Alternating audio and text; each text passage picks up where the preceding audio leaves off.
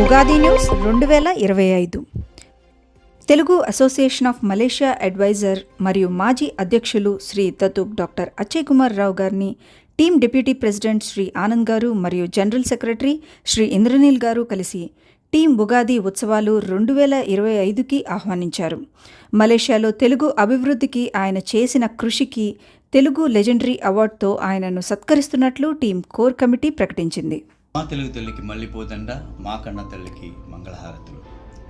రానున్న శ్రీ విశ్వవాసు నామ ఉగాది పండుగ సంబంధించి మన Telugu experts association of Malaysia వారు ఒక అద్భుతమైన ఉగాది కార్యక్రమాన్ని మన కోసం అందిస్తున్నారు.